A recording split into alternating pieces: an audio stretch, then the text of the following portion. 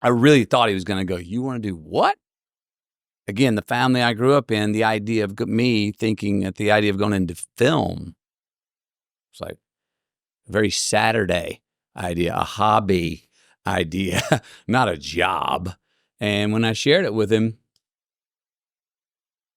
the pause that he took, another bead of sweat started on my back of my neck before he goes, "Well, don't half-ass it." Now, I will say this, though.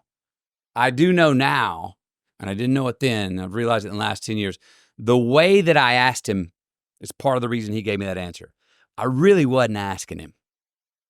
I called him, I said, "Dad, what do you got, monkey man?" I said, "I don't want to go to law school anymore. I want to go to film school." I didn't go, I'm not sure about law school. I think I want to, I think I may want to go to, if I'd have stuttered into that, I think he would have, again, heard me half-assing what I wanted and gone.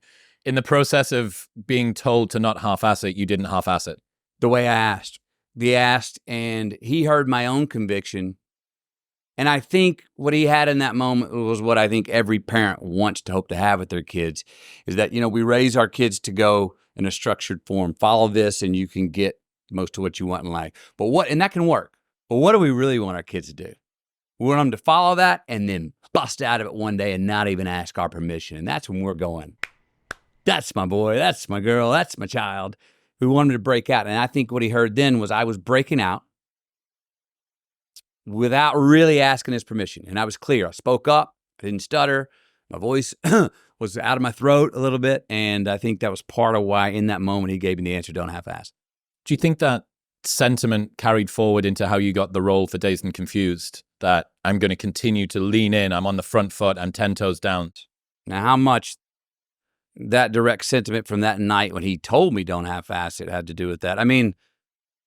Yeah, it did have something to do with it. Look, when he said don't half-ass it, he was, and I talk about this in the book, he wasn't only giving me permission, he was giving me a responsibility. He was going, I knew I had his word with me in my future decisions. I was making them for more than myself. I wanted to fail less because I didn't want to embarrass him.